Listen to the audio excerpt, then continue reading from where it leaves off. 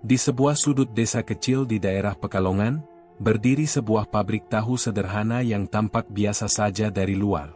Bangunannya semi permanen, berdinding batako kusam, dengan atap seng yang berkarat. Namun, dari dalamnya selalu mengepul asap putih setiap pagi, menandakan proses perebusan tahu yang tak pernah berhenti. Pabrik itu milik seorang pria paruh baya bernama Pak Giman, yang kini dikenal warga sebagai orang paling kaya di desa. Yang membuat warga heran bukanlah sekadar kekayaannya, melainkan bagaimana pabrik tahu itu bisa begitu ramai dan lancar usahanya, bahkan saat para pengusaha serupa di desa tetangga mulai gulung tikar. Tahu buatan Pak Giman selalu laris manis, bahkan saat harga kedelai melambung tinggi. Pasokan tahu seolah tak pernah habis, dan entah mengapa pembeli selalu datang dari berbagai daerah, dari warung kecil hingga restoran besar di kota. Anehnya, tahu Pak Giman tuh biasa aja rasanya, nggak ada yang istimewa. Tapi kok bisa laku keras begitu? Ya, gumam Bu Yati, salah satu warga yang pernah mencoba membandingkan tahu itu dengan buatan tetangga lain. Tak cuma itu, para pekerja di pabrik juga selalu berganti. Rata-rata tak betah lebih dari 2 bulan. Entah mengapa, banyak yang berhenti tanpa alasan jelas. Ada yang mendadak pulang kampung, ada yang tiba-tiba sakit keras, bahkan ada yang hilang kontak tanpa kabar. Meski begitu, pabrik tetap berjalan lancar, dan pengganti selalu datang dalam hitungan hari, seperti sudah disiapkan dari awal. Pak Giman sendiri jarang berbicara dengan warga. Ia lebih banyak menghabiskan waktu di dalam rumah besar yang ia bangun hanya dalam waktu 3 bulan. Rumah 2 lantai dengan gaya modern minimalis, kontras sekali dengan lingkungan sekitarnya. Ia hanya terlihat saat pagi-pagi buta datang ke pabrik, memeriksa produksi, lalu menghilang sebelum matahari tinggi. Konon, sebelum menjadi juragan tahu, Pak Giman adalah penjual tahu keliling yang hidup pas-pasan. Istrinya meninggal karena sakit, dan anak semata wayangnya dikabarkan merantau ke Jakarta. Warga yang mengenal masa lalunya sulit percaya betapa drastis kehidupan Pak Giman berubah, hanya dalam kurun waktu 2 tahun terakhir. Aku ingat banget dulu Pak Giman ngutang beras ke warungku. Sekarang, sekali belanja bisa bayar tunai 5 juta, nggak pakai nawar, kata Pak RT suatu malam saat ronda. Warga mulai bergosip. Ada yang bilang Pak Giman dapat warisan, ada yang percaya ia menang judi besar. Namun, kabar paling menyeramkan datang dari para pekerja yang pernah merasakan bekerja di dalam pabrik tahu itu. Waktu malam, kadang aku dengar suara orang nangis dari dekat tumpukan ampas tahu, kata Sardi, salah satu mantan pekerja. Tapi pas dicek, nggak ada siapa-siapa. Malah hawanya dingin banget, padahal tungku masih nyala. Cerita lain datang dari Imas, mantan pekerja perempuan. Ia mengaku pernah melihat bayangan hitam lewat cepat di lorong antara ruang perebusan dan penyimpanan. Kayak orang tinggi besar, tapi matanya merah. Hilang gitu aja pas aku teriak, ujarnya gemetar. Meski begitu, para pekerja enggan bicara lebih jauh. Seolah ada ketakutan tersembunyi. Bahkan saat wartawan lokal datang untuk meliput kesuksesan Pak Giman, tidak ada satupun yang mau diwawancarai. Ada yang dijaga di sana, kata Pak Lurah suatu malam saat berbicara kepada beberapa warga tua. Aku gak bisa jelaskan, tapi sejak pabrik itu berdiri, suasana kampung kita berubah. Lebih sepi, lebih dingin. Dan mimpi-mimpi orang-orang semakin aneh. Di malam hari, suara aneh kadang terdengar dari arah pabrik. Bukan suara mesin atau air mendidih, melainkan semacam suara bisikan panjang, seperti orang melantunkan doa dengan bahasa yang tak dikenal. Kadang terdengar pula suara logam beradu, dan sesekali, suara lolongan panjang seperti tangisan. Meski begitu, pabrik tetap ramai. Truk-truk kecil datang silih berganti mengambil tahu untuk dikirim ke luar kota. Pak Giman terus memperluas produksinya. Bahkan katanya, ia akan membuka cabang baru di kota Pekalongan dalam waktu dekat. Namun, di balik segala kesuksesan itu, tersimpan tanda tanya besar yang belum terpecahkan. Apakah benar pabrik tahu itu hanya sekadar usaha biasa? Ataukah ada harga yang tak terlihat di balik setiap potong tahu yang dijual? Yang pasti, di Pekalongan, Semua orang tahu tentang pabrik tahu Pak Giman. Tapi tidak semua berani mendekatinya setelah malam tiba. Dulu, sebelum pabrik tahunya berdiri megah di tengah desa, Pak Giman hanyalah pria sederhana yang mengayuh sepeda tua berisi ember tahu keliling dari kampung ke kampung. Ia dikenal ramah dan sabar, meski hidupnya serba kekurangan. Istrinya telah lama wafat karena komplikasi penyakit dalam, dan anak semata wayangnya, Aldi, dikabarkan merantau ke Jakarta untuk bekerja serabutan. Tahun 2018 adalah tahun terkelam bagi Pak Giman. Selain usahanya nyaris bangkrut karena harga kedelai naik drastis, rumahnya hampir disita rentenir karena utang yang menumpuk. Banyak warga merasa iba, namun tak bisa membantu lebih dari sekadar memberi makanan atau membeli tahunya dengan harga seadanya. Namun, segalanya berubah setelah kejadian aneh yang terjadi pada malam Jumat Kliwon, di akhir tahun itu. Hari itu, Pak Giman dikabarkan pergi ke hutan di sekitar perbukitan Kendeng, sekitar 20 km dari desanya. Ia bilang ingin mencari bambu muda untuk perbaikan keranjang tahunya yang rusak. Namun, ia tak kunjung pulang hingga 3 hari lamanya. Warga sempat menggelar pencarian. Beberapa pemuda dan warga tua ikut masuk ke dalam hutan, meneriakkan namanya hingga suara mereka serak. Tapi tak ada jejak, tak ada tanda. Hutan itu dikenal angker. Beberapa orang menyebutnya sebagai tempat tinggal makhluk-makhluk gaib penjaga kekayaan, dan dilarang keras dimasuki tanpa maksud yang jelas. Baru pada hari ketiga, Pak Giman pulang sendiri. Tubuhnya penuh lumpur, bajunya robek, dan matanya terlihat sayu, namun bukan karena lelah, melainkan seperti kosong, seolah bukan dirinya. Ia tak banyak bicara. Saat ditanya warga, ia hanya tersenyum dan berkata, "Sudah. Saya cuma nyasar." Setelah kejadian itu, hidup Pak Giman berubah drastis. Beberapa minggu kemudian, truk besar datang ke desa membawa material bangunan. Ia membangun pabrik tahu dari nol, dengan pekerja luar desa yang seolah sudah tahu harus mengerjakan apa. Prosesnya cepat, hanya 2 bulan berdiri, lengkap dengan mesin uap, ruang penyimpanan dingin, dan bahkan sistem saluran air sendiri. Warga bingung. Dari mana Pak Giman bisa dapat uang sebanyak itu? Yang lebih aneh, ia tak pernah terlihat ke bank, tak pernah kedatangan notaris, dan tak ada kabar soal warisan. Seolah uang itu muncul begitu saja. Ada jalannya, begitu jawabnya setiap kali ditanya. Dari sini, desas-desus mulai bermunculan. Ada yang bilang Pak Giman menemukan harta karun peninggalan zaman Jepang di dalam hutan.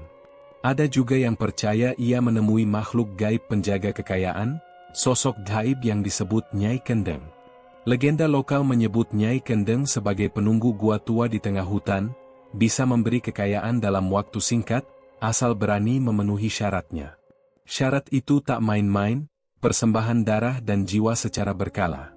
Dukun tua di desa sebelah, Mbah Waryo, bahkan pernah berkata lirih saat sedang sakit, "Hati-hati sama tahu yang terlalu putih. Mungkin itu sudah dicuci dengan air yang pernah membilas darah." Tak ada yang berani mengonfrontasi Pak Giman secara langsung. Selain karena ia mulai dihormati karena kekayaannya, juga karena orang-orang yang terlalu ingin tahu, justru menghilang tanpa jejak. Seperti kasus Darso, warga muda yang ikut masuk ke area belakang pabrik saat tengah malam karena penasaran. Sejak malam itu, ia tak pernah terlihat lagi. Motornya ditemukan di pinggir jalan, dengan stang patah dan tangki bensin yang bocor, seolah dilempar paksa. Keluarganya mencari kemana-mana, bahkan lapor polisi. Namun penyelidikan tak membuahkan hasil. Satu-satunya petunjuk datang dari seorang anak kecil, Nanda, yang sempat bermain layangan di dekat pabrik. Ia berkata melihat Om Darso masuk ke pabrik dengan seseorang berpakaian hitam besar, tapi tidak berjalan, melayang. "Aku kira hantu," katanya polos. Tapi tangannya panjang banget, sampai ke lutut. Cerita-cerita aneh semakin banyak.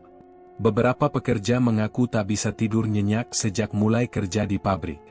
Mereka bermimpi didatangi perempuan tua dengan rambut basah dan mata bolong yang berbisik di telinga mereka, "Giliranmu belum, tapi akan tiba." Yang membuat warga bergidik adalah senyum Pak Giman yang semakin hari tampak aneh.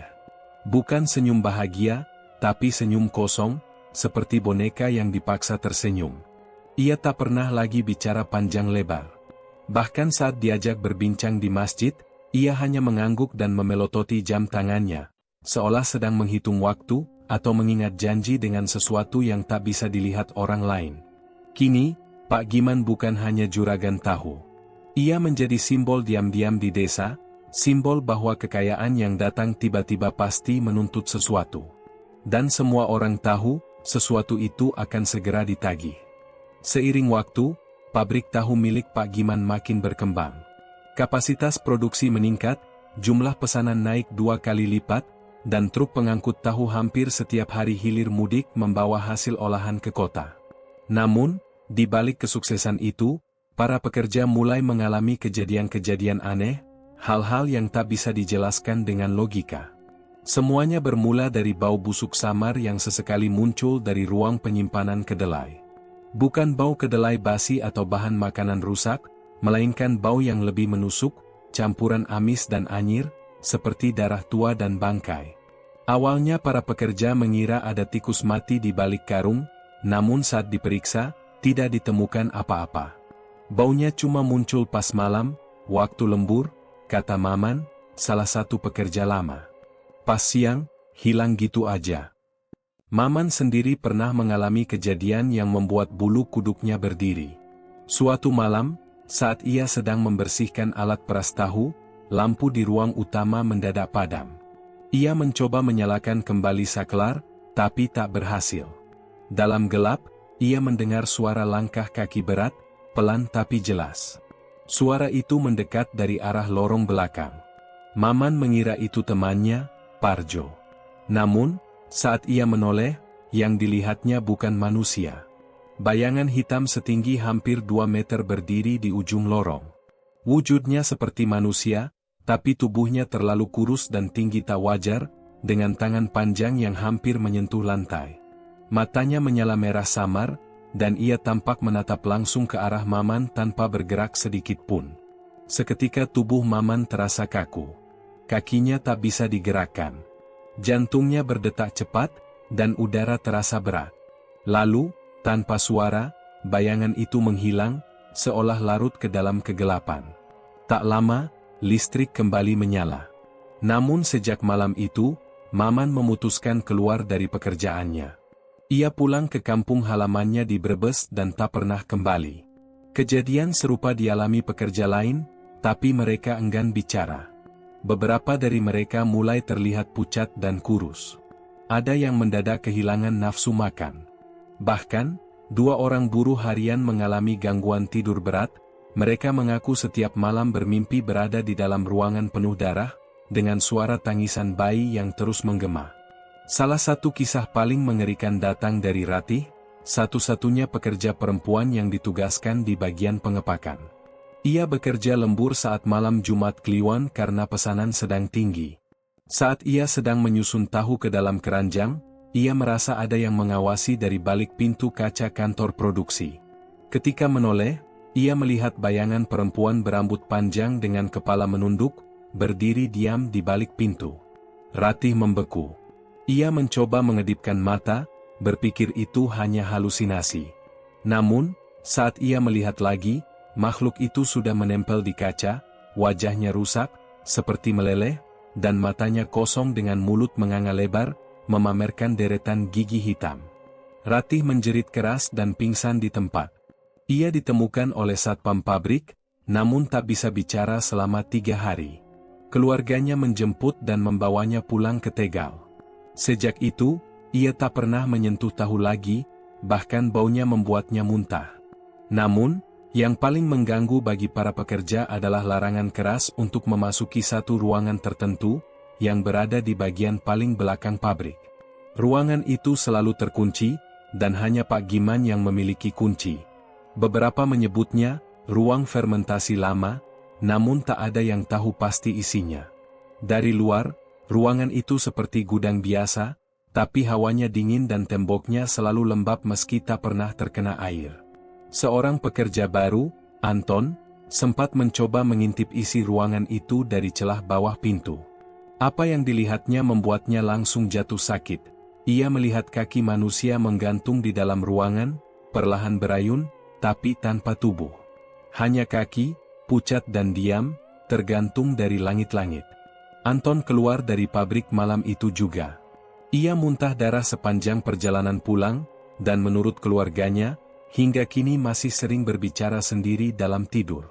Meski gangguan-gangguan itu terus terjadi, mandor pabrik, Pak Darto, selalu bersikap tenang.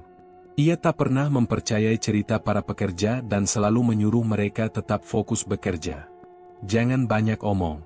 Kalian digaji buat kerja, bukan buat takut-takutin orang, katanya setiap ada laporan aneh. Namun, diam-diam, Pak Darto menyimpan ketakutannya sendiri. Suatu malam, ia terlihat membawa sesajen kecil, kemenyan dan bunga 7 rupa, ke dalam pabrik. Seorang satpam yang tak sengaja melihat, mengatakan bahwa Pak Darto berlutut dan komat-kamit di depan ruangan terlarang itu, sebelum membakar kemenyan dan mengoleskan darah ayam ke kusen pintunya. Saya kira cuma ritual tolak bala, kata satpam itu. Tapi waktu saya intip, kayaknya dia ngomong ke seseorang di balik pintu, dan ada suara yang jawab. Tapi bukan suara manusia. Pabrik tahu itu kini tak hanya dikenal karena produksinya yang tinggi. Para warga mulai menyebutnya dengan bisik-bisik, pabrik tahu setan. Tapi meski cerita-cerita horor makin menyebar, pabrik tetap ramai. Pesanan tak berhenti. Uang terus mengalir. Dan entah mengapa, setiap kali seorang pekerja keluar, yang baru selalu datang, seolah sudah menunggu giliran. Pagi itu, suasana pabrik tahu terasa lebih hening dari biasanya. Langit masih kelabu, hujan semalam menyisakan genangan di pekarangan. Para pekerja datang satu persatu, wajah mereka lesu, sebagian masih mengantuk karena lembur 2 malam berturut-turut. Namun ada satu yang tidak muncul pagi itu, Parjo, buruh tua yang sudah bekerja sejak awal pabrik berdiri. Pak Darto, sang mandor, awalnya mengira Parjo hanya telat. Tapi hingga matahari naik tinggi dan suara mesin mulai meraung, sosok Parjo tak juga kelihatan. Beberapa pekerja mulai berbisik-bisik, merasa cemas. Parjo dikenal rajin dan tak pernah bolos. Bahkan saat demam, ia tetap datang bekerja, duduk di sudut sambil membungkus tahu dengan tangannya yang gemetar. Yang lebih mengganggu, di meja tempat Parjo biasa bekerja, tergeletak selembar kain sarung dan topi lusuhnya, seolah ia sempat datang, tapi pergi tanpa jejak. Beberapa pekerja bersumpah tidak melihat siapapun masuk malam itu. Menjelang sore, kabar menghilangnya Parjo menyebar ke seluruh desa. Keluarganya, yang tinggal tak jauh dari pabrik, panik. Mereka melapor ke Pak RT, dan pencarian pun dimulai. Beberapa warga ikut membantu menyusuri jalan-jalan setapak di sekitar pabrik, sementara yang lain mencoba menghubungi sanak saudara Parjo yang tinggal di luar kota. Namun, pencarian itu berakhir di sebuah kejutan mengerikan. Menjelang maghrib, seorang anak kecil yang bermain layangan di dekat sungai kecil di belakang pabrik menemukan sesuatu yang aneh. Di antara rerumputan tinggi, tergeletak sebuah tubuh, telanjang dada, penuh lumpur, dan membiru. Wajahnya rusak, seperti melepuh terkena air panas, dan matanya membelalak ke langit, membeku dalam ekspresi terkejut. Itu, Parjo. Polisi datang malam itu juga. Tubuhnya dibawa ke puskesmas untuk diotopsi, tapi hasilnya membuat semua orang bungkam. Tidak ada tanda kekerasan, tidak ada racun, tidak ada luka tusuk. Namun, di dada Parjo ditemukan bekas simbol aneh, seperti dibakar dengan besi panas, menyerupai bentuk segitiga dengan mata di tengahnya. Warga mulai panik. Suasana desa berubah. Orang-orang mulai bicara pelan, menatap curiga ke arah pabrik tahu Pak Giman. Tapi anehnya, Pak Giman tidak terlihat sama sekali selama 2 hari setelah kejadian itu. Rumahnya gelap, gerbangnya terkunci, dan tak ada suara dari dalam. Beberapa warga memberanikan diri menghadap Pak Lurah untuk meminta penutupan sementara pabrik. Tapi Pak Lurah hanya menghela napas berat. Aku sudah bicara ke atas. Selama tidak ada bukti kuat, kita tidak bisa menutup usaha warga begitu saja, katanya. Lagi pula, siapa yang berani? Pernyataannya menggantung. Semua orang tahu maksudnya. Tak ada yang berani menyebutnya langsung, tapi hampir semua warga kini yakin, Parjo adalah tumbal. Sesuai dengan cerita-cerita pesugihan yang melegenda di daerah itu, tumbal pertama biasanya diambil dari orang yang paling loyal atau dekat dengan pelaku perjanjian. Parjo yang sudah bekerja sejak awal, yang paling rajin dan paling setia, memenuhi syarat itu. Malam itu, Ratih, yang pernah pingsan karena melihat sosok hantu perempuan, mendatangi rumah Mbah Wario, dukun tua yang dikenal punya mata batin. Ia membawa bunga 7 rupa, kemenyan, dan rokok kretek sebagai sesajen. Ia ingin tahu apa yang sebenarnya terjadi. Setelah membuka ritual, Mbah Wario duduk memejamkan mata di depan asap kemenyan yang menari pelan. Aku melihat pabrik itu, bukan cuma tempat bikin tahu, katanya pelan. Tapi tempat perjanjian. Setiap uap dari rebusan tahu itu membawa bau darah. Dan ruangan paling belakang, itu bukan gudang. Itu altar. Ratih menangis, suaranya pelan dan putus-putus. Apa Parjo dikorbankan, Mbah? Mbah Wario membuka matanya, menatap kosong ke langit-langit. Bukan dikorbankan.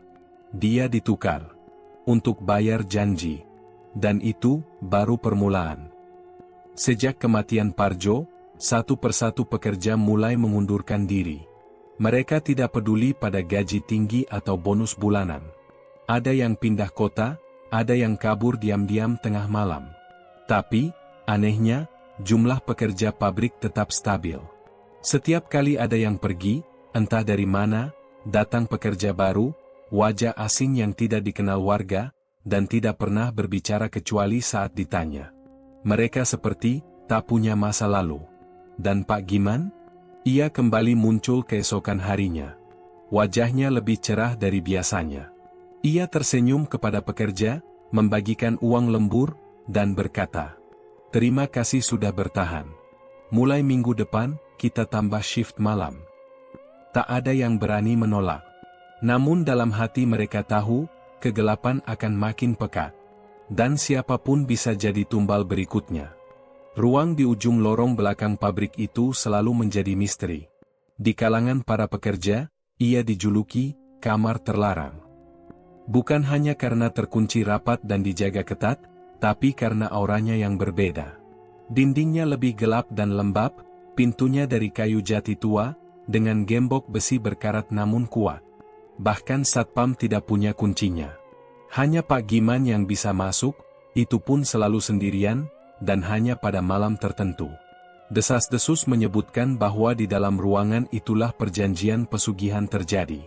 Tempat Pak Giman menyetor sesuatu, mungkin doa, mungkin persembahan, mungkin jiwa. Banyak yang penasaran. Namun semua yang mencoba mendekati pintu itu selalu berakhir dengan kejadian buruk. Ada yang tiba-tiba kesurupan, ada yang mimisan mendadak, bahkan ada yang mengaku melihat bayangan berjongkok di balik celah pintu, meski ruangan itu gelap total. Namun rasa ingin tahu itu akhirnya memuncak pada sosok Denny, pekerja baru berusia 25 tahun, yang berasal dari luar kota. Denny terkenal nekat dan keras kepala. Ia tidak percaya hal gaib, bahkan menganggap cerita pesugihan hanya taktik menakut-nakuti agar pekerja tunduk pada atasan. Kalau memang ada setan, kenapa gak pernah muncul siang-siang? Begitu komentarnya suatu sore. Namun ia tidak tahu, bahwa makhluk-makhluk itu tak butuh siang untuk mengamati. Mereka ada di setiap sudut gelap, di uap tahu yang mengepul, di suara gemericik air tahu, di sela-sela retakan tembok, menunggu. Malam itu, Denny sengaja lembur sendirian. Ia tahu satpam akan melakukan patroli rutin tiap 2 jam, dan ia menyelinap ke lorong belakang saat suasana sudah sepi. Ia membawa obeng besar, berencana membuka paksa engsel pintu kamar terlarang itu. Saat berdiri di depan pintu, Denny sempat merasakan hawa dingin menusuk. Tapi ia mengabaikannya. Cuma sugesti, bisiknya. Dengan hati-hati, ia mulai mencungkil engsel bawah. Suaranya berderit pelan, menggema di lorong yang sepi. Namun sebelum ia menyelesaikan engsel kedua, lampu lorong mati mendadak. Gelap. Bunyi mesin pabrik hilang seketika, seolah semua listrik terputus. Tapi lebih aneh lagi, dalam gelap itu, Denny mendengar suara napas berat dari balik pintu. Bukan suara manusia. Napas itu kasar, berat, seperti binatang besar yang sedang menahan marah. Denny mundur perlahan. Namun sebelum ia bisa melangkah jauh, pintu itu terbuka sendiri. Tidak lebar. Hanya sedikit, cukup untuk mengintip ke dalam. Denny, yang masih setengah membungkuk, dipaksa menoleh oleh rasa penasaran yang luar biasa. Dan saat ia melihat ke dalam, ia membeku. Ruangan itu tak besar, namun seluruh dindingnya penuh coretan darah. Simbol-simbol aneh, wajah-wajah manusia seperti dilukis dengan jari, dan di tengah ruangan berdiri sebuah meja batu. Di atasnya, tergeletak benda yang langsung membuat Denny muntah. Sebuah kepala manusia, masih segar, matanya terbuka. Namun yang paling mengerikan bukan itu. Di sudut ruangan, ada sosok tinggi besar, hitam pekat, matanya merah menyala, dan di tangannya menggenggam jantung berdarah yang masih berdenyut. Makhluk itu menoleh ke arah Denny dan tersenyum. Bukan senyum biasa, tapi senyum lebar sampai pipi robek, seolah berkata, "Kau sudah lihat. Maka kau harus tinggal." Denny berteriak keras. Suara jeritannya terdengar hingga area depan pabrik. Satpam segera berlari ke lokasi, namun ketika mereka sampai, pintu kamar terlarang sudah tertutup rapat. Dan Denny hilang. Tidak ditemukan. Tidak ada jejak darah, tidak ada obeng, bahkan CCTV yang mengarah ke lorong itu mendadak rusak pada pukul 1.37 dini hari, tepat saat Denny menghilang. Keesokan harinya, seluruh pekerja digemparkan oleh berita itu. Pak Darto berusaha menenangkan mereka, menyebutnya sebagai kecelakaan biasa, dan berkata bahwa Denny mungkin kabur. Namun tak ada yang percaya. Bahkan keluarga Denny datang dari luar kota dan bersikeras bahwa anak mereka tidak mungkin kabur tanpa kabar. Ratih kembali ke rumah Mbah Wario. Dengan wajah pucat, ia bertanya, "Apa yang terjadi dengan Denny, Mbah?" Mbah Wario menarik napas panjang. Ia menutup matanya sejenak sebelum berkata, "Kamar itu bukan hanya tempat perjanjian, tapi tempat menampung mereka yang tahu terlalu banyak. Denny sudah menjadi bagian dari bangunan itu. Ia tidak hilang. Ia ditelan." Malam harinya, suara-suara aneh terdengar dari kamar terlarang. Bukan suara makhluk, bukan suara gaib, tapi suara orang mengetuk dari dalam. Pelan, teratur, seperti ingin keluar. Dan sejak malam itu, setiap malam Jumat Kliwon, para pekerja bersumpah mendengar seseorang berbisik dari balik pintu. Tolong aku masih di sini." Setelah hilangnya Denny, suasana di pabrik tahu semakin mencekam. Para pekerja kini lebih pendiam, lebih hati-hati. Tak ada lagi yang berani menyusuri lorong belakang. Bahkan suara uap tahu yang biasa mengepul pun kini terdengar seperti napas berat makhluk tak terlihat. Namun, diam-diam, Ratih bertekad mencari tahu asal mula semua kengerian ini. Ia merasa, jika tidak dihentikan, pabrik itu akan terus menelan korban. Dan entah kenapa, dalam mimpinya yang datang hampir tiap malam, sosok Denny selalu muncul, tubuhnya penuh darah, wajahnya setengah hancur, dan ia terus berbisik, "Temukan akar semua ini, sebelum giliranmu tiba." Ratih kembali menemui Mbah Wario, sang dukun sepuh yang dulu pernah membantunya melihat, yang tak kasat mata. Setelah ritual pemanggilan leluhur, asap kemenyan menari-nari di udara, dan Mbah Wario mulai bicara, suara lirihnya seperti berasal dari alam lain. Pak Giman bukan sekadar pemilik pabrik. Ia pemuja perjanjian. Leluhurnya dulu adalah dukun pesugihan dari Gunung Kendalisodo. Ilmu hitam turun-temurun. Tapi berbeda dengan pesugihan biasa, perjanjiannya ini melibatkan makhluk tinggi dari dimensi gelap yang disebut Gumelar Alas Ireng. Ratih bergidik. Mbah Wario melanjutkan. Untuk memperoleh kekayaan, Pak Giman menandatangani perjanjian berdarah. Ia memberikan darahnya sendiri, dan janji 1 tumbal tiap 3 bulan. Bukan sekadar korban, tapi orang yang punya jiwa kuat, pekerja setia, anak sulung, atau mereka yang punya kemurnian niat. Ratih teringat Parjo dan Deni. Bagaimana ia membuat perjanjian itu? Tanyanya pelan. Mbah Wario menunduk, kemudian mengambil kotak kayu tua dari lemarinya. Di dalamnya ada lembaran lontar usang bertuliskan aksara Jawa kuno.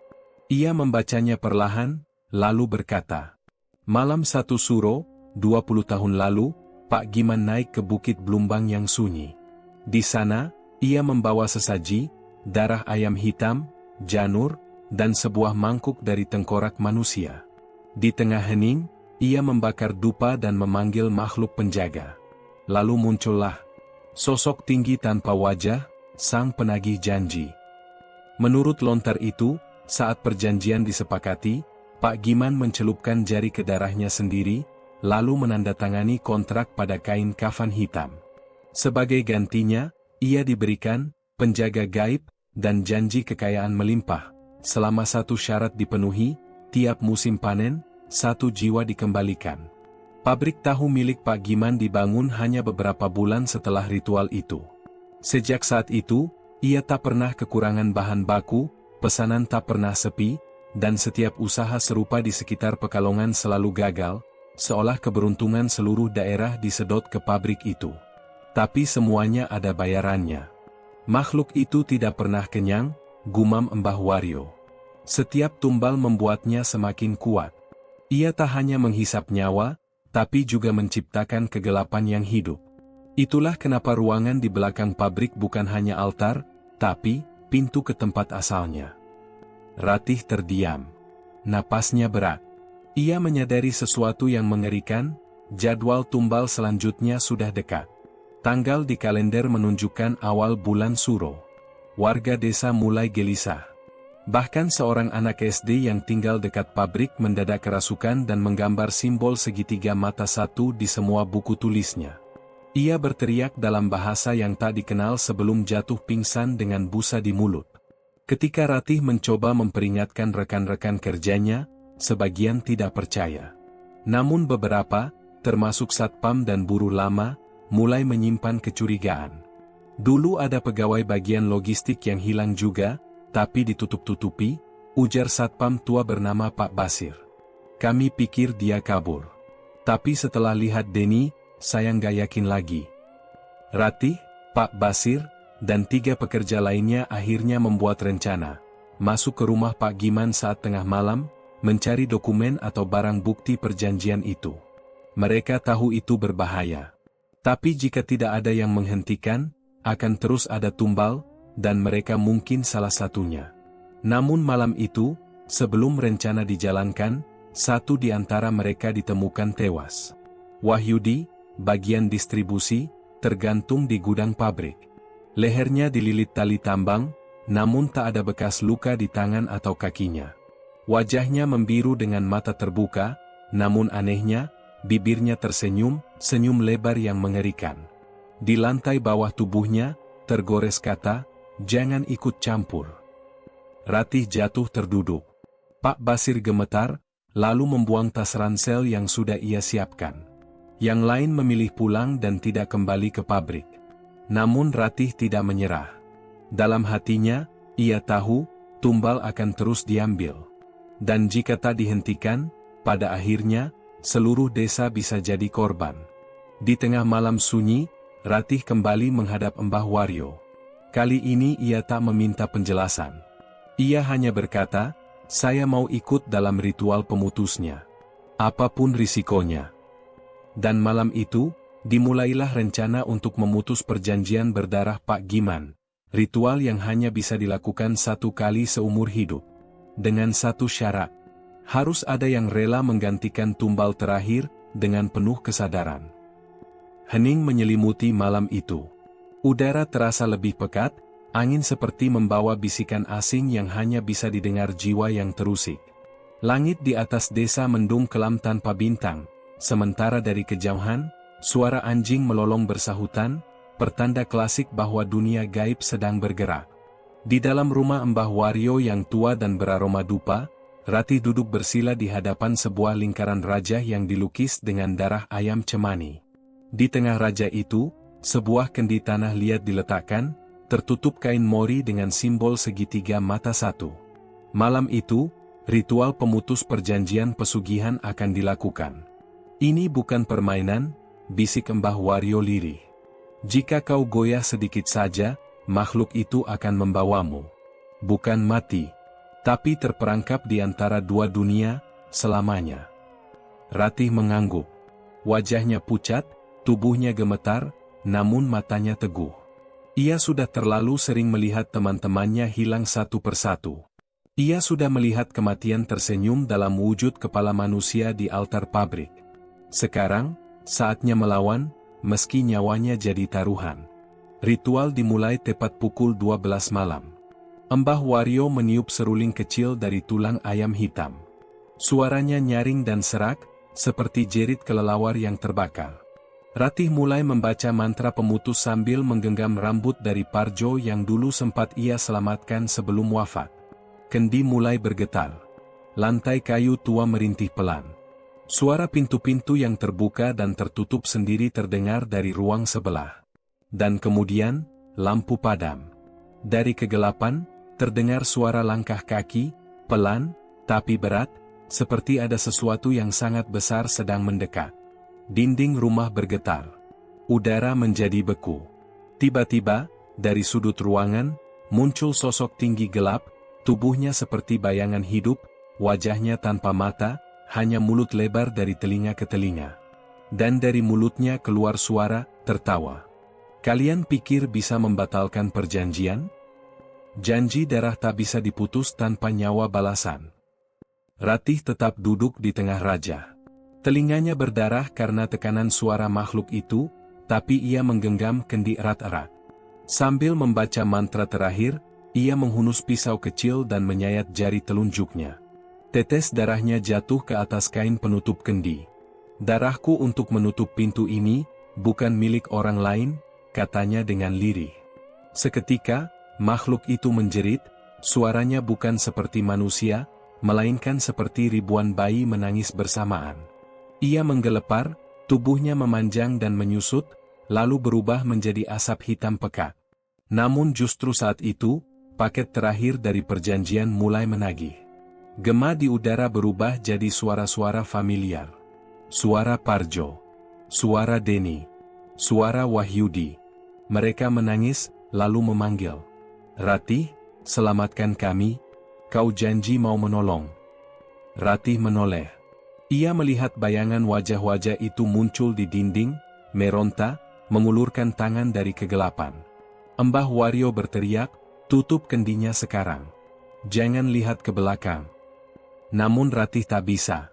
Ia terlalu terpaku. Terlalu banyak rasa bersalah. Dan di detik itu juga, tangan bayangan menjulur dari lantai, menarik pergelangan kakinya. Tubuh Ratih terseret masuk ke dalam raja. Tapi dengan sisa kekuatan, ia memukulkan kendi ke lantai, menghancurkannya.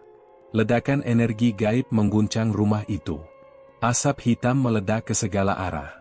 Suara jerit makhluk pesugihan memekik keras, lalu hening. Saat asap menghilang, ruangan kembali tenang.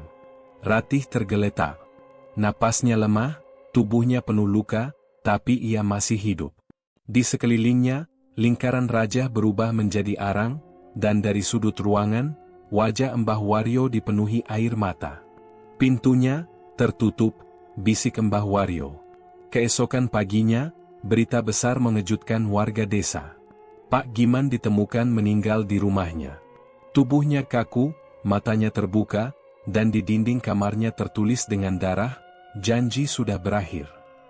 Yang lebih mengejutkan, pabrik tahu itu tutup dengan sendirinya. Mesin tak bisa menyala, tahu tak bisa membeku, dan semua air rebusan berubah bau amis seperti darah. Para pekerja membubarkan diri. Bangunan itu ditinggalkan, terbengkalai. Namun keanehan terakhir terjadi 2 hari kemudian. Ratih bangun dari tidurnya di rumah Mbah Wario. Ia merasa damai. Tapi ketika bercermin, ia melihat tanda aneh di lehernya. Sebuah simbol segitiga kecil, dengan mata di tengahnya. Mbah Wario hanya berkata, perjanjian sudah ditutup. Tapi kau, tetap dilihat. Beberapa minggu telah berlalu sejak ritual pemutus dilakukan. Pabrik tahu kini benar-benar tutup, menjadi bangunan kosong yang ditumbuhi ilalang liar. Dindingnya retak, jendela-jendelanya menganga seperti mata mayat yang tak sempat ditutup. Warga sekitar menjauhinya, bukan karena larangan, tetapi karena takut. Mereka percaya, bangunan itu masih bernapas. Ratih yang sempat koma selama 2 hari akhirnya pulih. Namun sejak saat itu, hidupnya tak pernah benar-benar kembali normal. Ia pindah ke rumah kecil warisan orang tuanya di pinggiran desa. Setiap malam, ia bermimpi tentang koridor panjang, dipenuhi suara gemeretak tulang dan bisikan samar. Dalam mimpi itu, ia selalu melihat sosok-sosok tanpa wajah, menatap dari jauh. Mbah Wario kerap datang menjenguk. Ia tahu bahwa meski pintu telah ditutup, residu perjanjian berdarah masih tertinggal di tubuh Ratih. Simbol mata satu di lehernya bukan sekadar bekas, itu adalah tanda penghubung. Kau bukan milik mereka, tapi mereka pernah menyentuh jiwamu, kata Mbah Wario. Itu seperti bau. Selama masih ada, mereka bisa mencium keberadaanmu. Ratih mulai hidup dalam kewaspadaan. Ia tak berani keluar malam. Ia menutup cermin-cermin besar di rumahnya, karena kadang, saat lewat, ia melihat seseorang berdiri di balik pantulan. Seseorang dengan mata merah dan senyum koyak. Warga desa juga mulai berbisik-bisik lagi. Seorang bocah laki-laki yang bermain layangan di dekat pabrik ditemukan linglung, ia menggambar lambang yang sama dengan bekas di leher Ratih. Seorang pedagang gorengan melihat cahaya merah dari jendela pabrik, meski tak ada listrik. Namun yang paling mengganggu adalah kabar dari kota tetangga. Sebuah pabrik tahu baru tiba-tiba berdiri, cepat, misterius, dan pemiliknya tak dikenal siapapun. Anehnya, desain bangunannya mirip dengan milik Pak Giman dulu. Beberapa pekerja lama yang pindah ke kota untuk mengadu nasib di pabrik itu melapor hal aneh. Suara anak kecil menangis di toilet, uap rebusan yang mengembun membentuk wajah, dan mesin-mesin yang bergerak sendiri. Kabar itu sampai ke Ratih lewat Pak Basir, satpam tua yang kini bekerja sebagai penjaga toko. Aku pikir sudah selesai, Enduk, katanya sambil menunduk. Tapi mungkin, kita hanya menutup satu pintu. Dan membuka lainnya tanpa sadar. Malamnya, Ratih kembali bermimpi. Tapi kali ini berbeda. Ia berada di ruang gelap penuh suara dengungan, seperti lebah raksasa. Di tengah ruangan, ia melihat sosok anak kecil, berdiri sendirian, tubuhnya kurus dan pucat.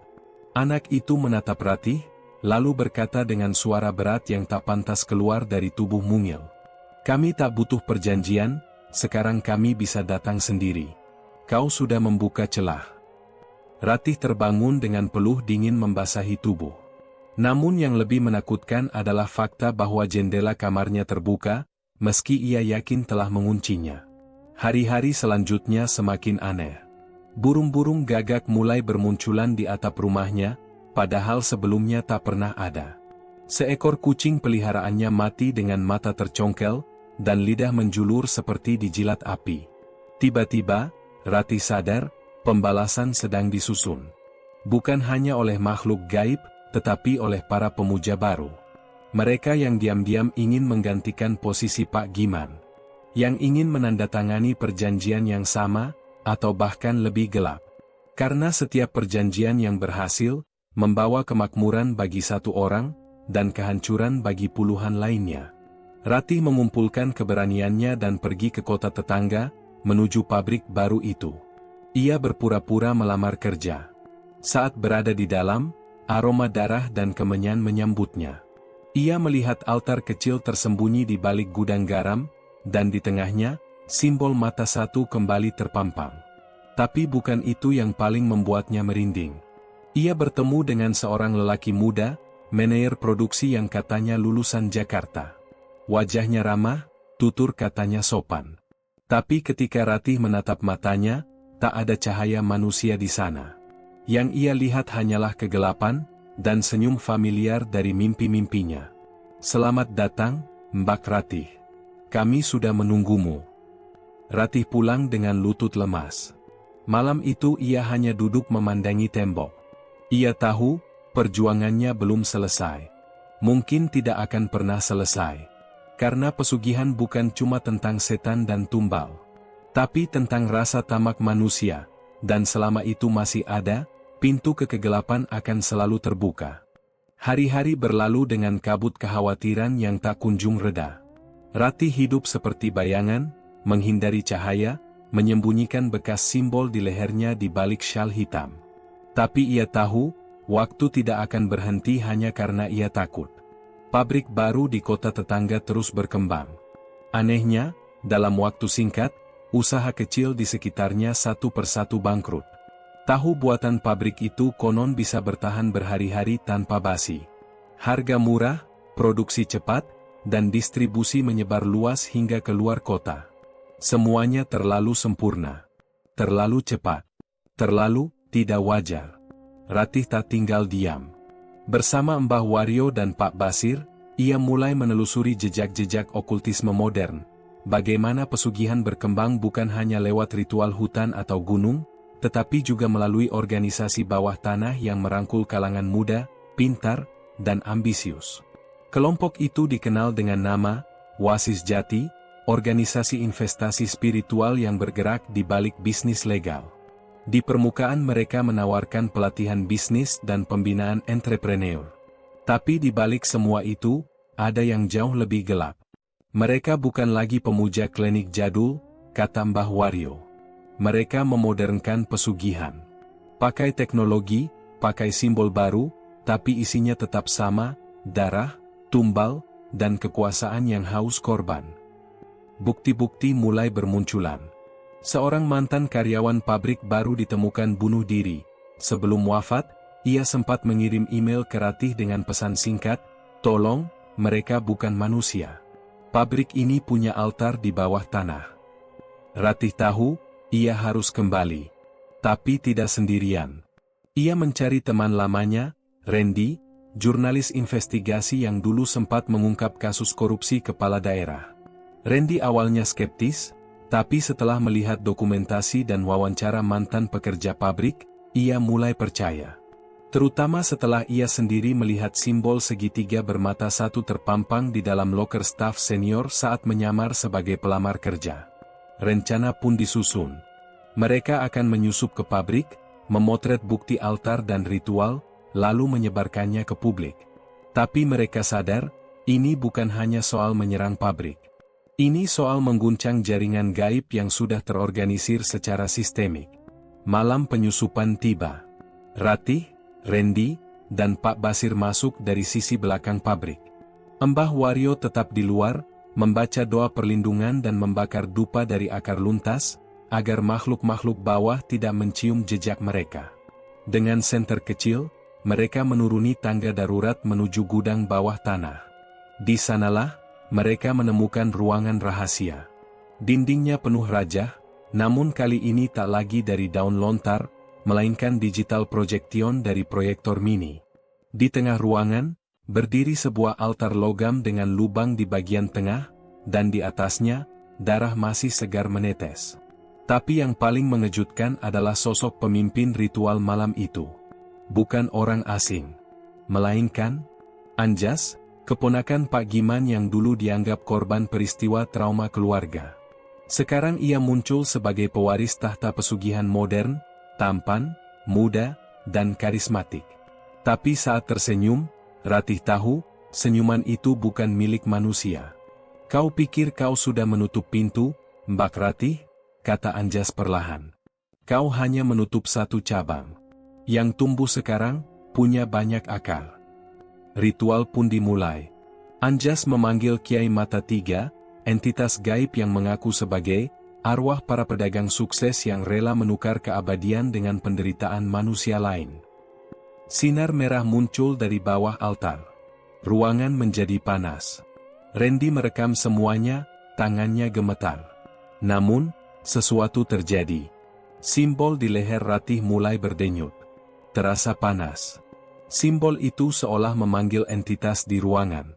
Kiai Mata Tiga berbalik, dan menatap Ratih langsung. Tumbal yang pernah lolos, kembali ke rumahnya. Tubuh Ratih terangkat, matanya terbalik. Ia merasa diseret ke dunia antara. Di sana, ia melihat ratusan wajah orang-orang yang pernah menjadi korban pesugihan. Mereka menjerit, menatapnya dengan harapan. Tapi juga dengan amarah. Kau selamat. Kami tidak. Dalam dunia itu, Ratih melihat simbol utama perjanjian, kitab kontrak darah yang disimpan di tengah altar dimensi gaib. Jika kitab itu dibakar, maka seluruh sistem bisa roboh, tapi hanya bisa dilakukan oleh orang yang sudah pernah jadi tumbal separuh, seperti dirinya. Seketika, dalam dunia nyata, tubuh Ratih meledak dengan cahaya terang. Ia melawan dengan seluruh kekuatan batinnya. Simbol di lehernya menyala, memancarkan cahaya putih. Ia merebut kekuatan altar dan membakar kitab kontrak di dalam dunia bayangan itu. Jeritan terdengar memecah langit-langit pabrik. Dunia nyata berguncang. Proyektor pecah.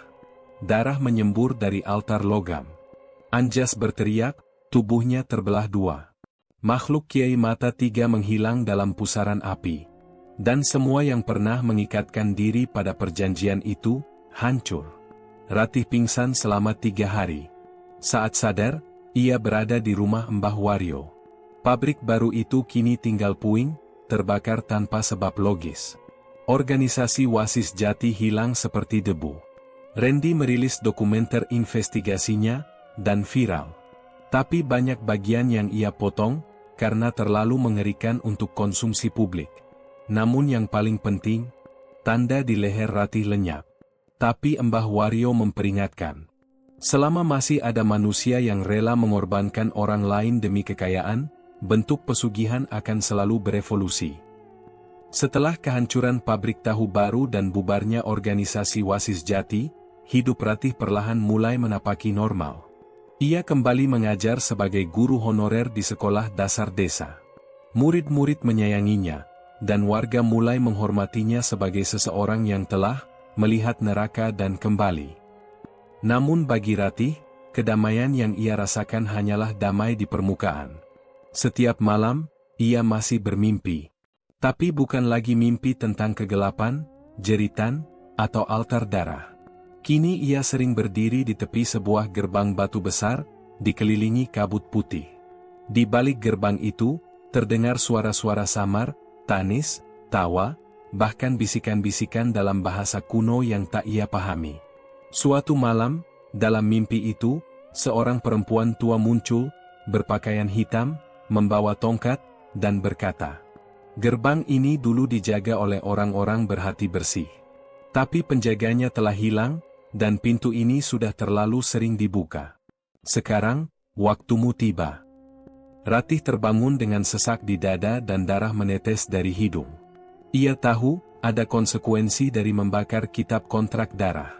Ia telah mengganggu keseimbangan antara dunia manusia dan dunia arwah yang selama ini dikendalikan oleh sistem pesugihan. Dan kini, keseimbangan itu butuh pengganti. Mbah Wario menatap Ratih dengan mata berat.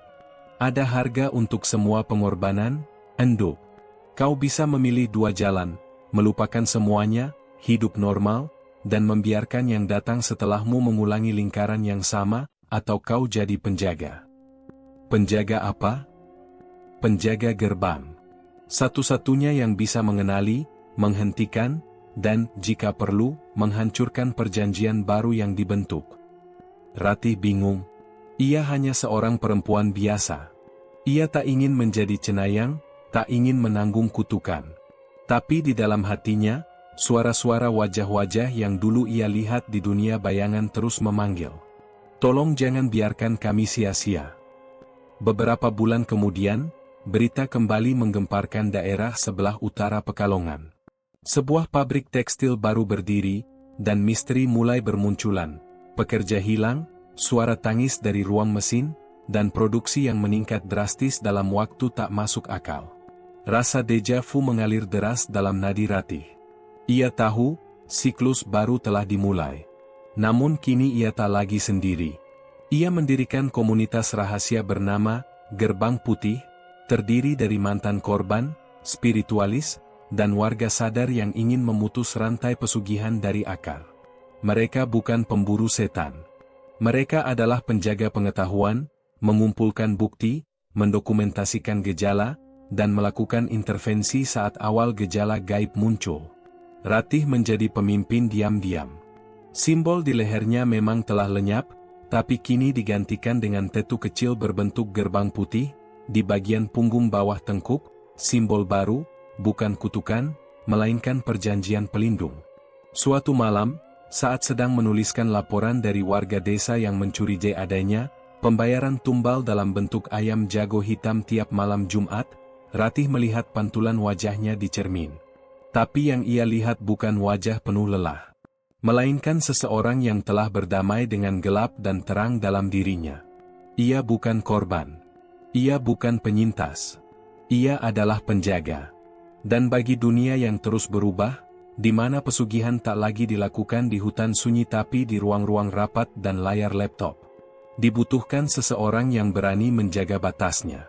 Penutup, kisah ini tidak benar-benar berakhir. Karena selama manusia punya nafsu, pintu kegelapan akan selalu dicari. Namun selama masih ada satu saja yang berjaga di gerbangnya, maka harapan akan selalu menyala. Tamat.